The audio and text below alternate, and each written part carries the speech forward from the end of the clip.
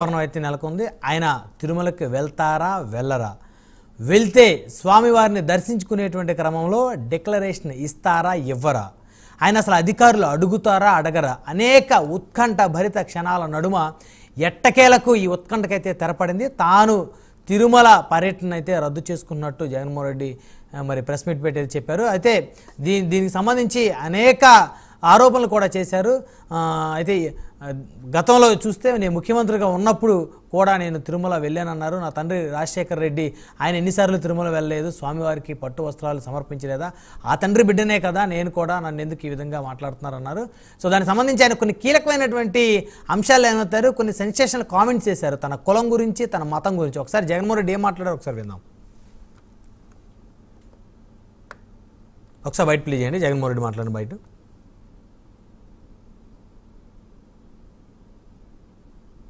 Right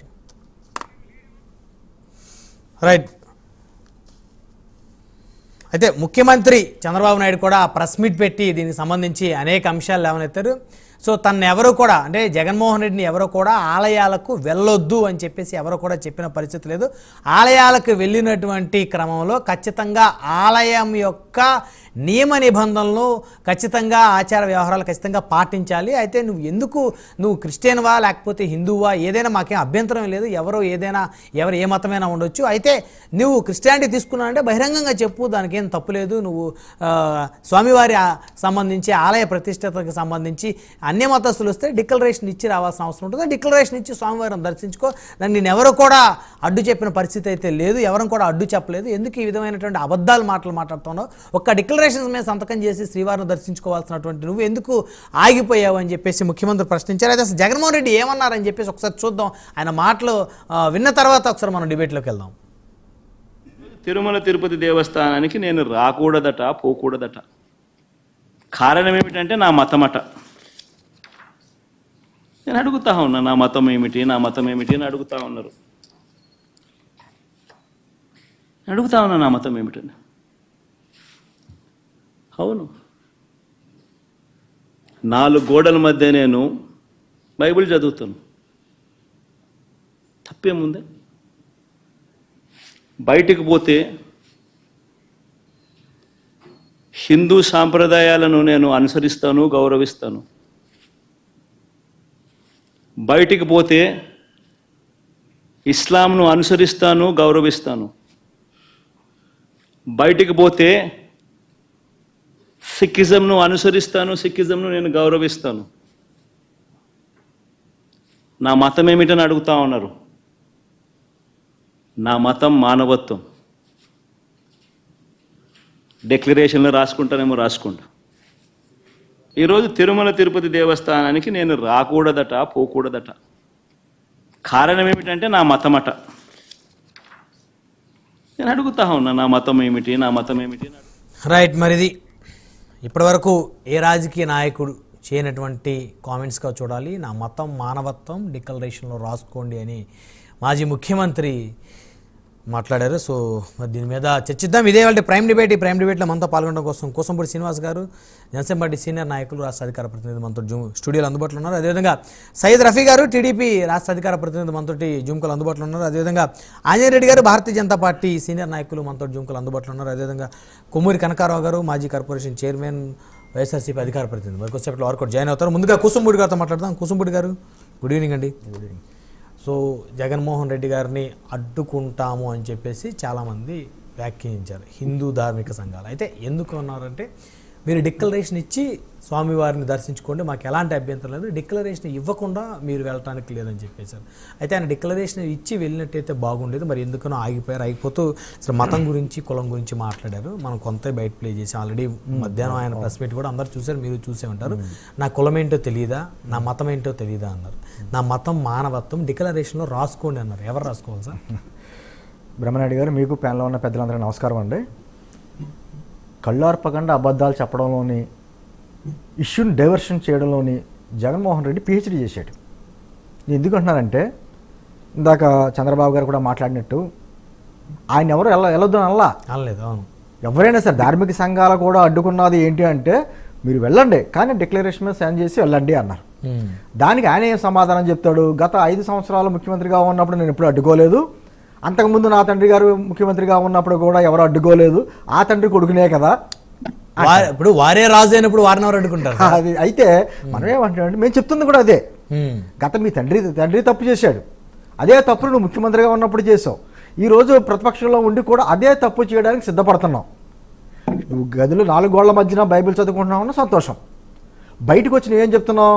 బయటకు వచ్చి నేను హిందూ మత ఆచారాలను పాటిస్తాను, ముస్లిం ఇస్లాం మతానికి సంబంధించిన పాటిస్తాను, నాలుగు అదే గోడల విధంగా మధ్య సిక్కు సంబంధించినటువంటి వారికి సంబంధించి అంటాను.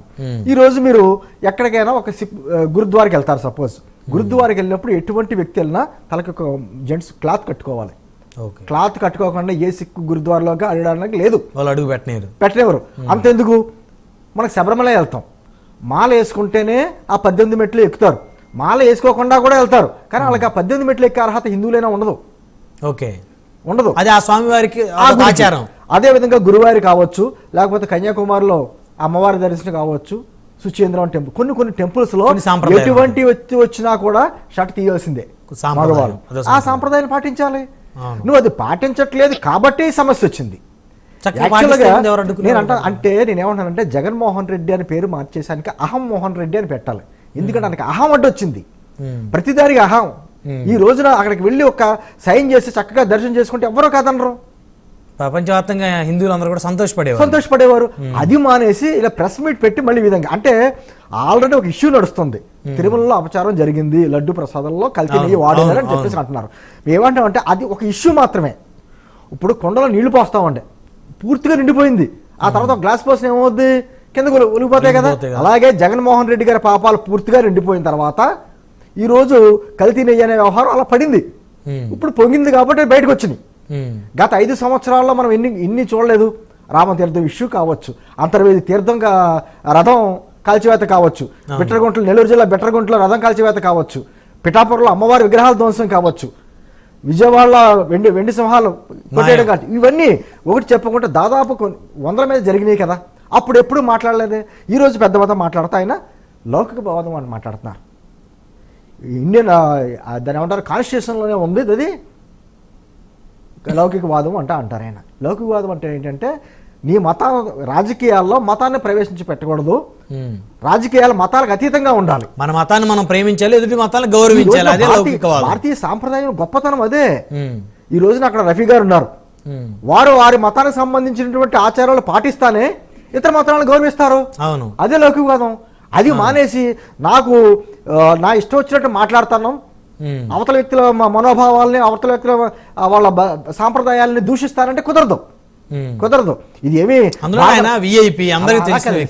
సెక్యులర్ అనే పదమే మనకి రాజ్యాంగంలో మొదట్లో ఏం పెట్టలా. 1976లో 42 అధికరణ ద్వారా వచ్చింది, అది మధ్యలో వచ్చింది. ఆ విషయం తెలియదు. పైగా ఆయన ఏమంటాడంటే ఎంత డేంజరస్ పొలిటీషియన్ అంటే నేను చెప్తున్నా.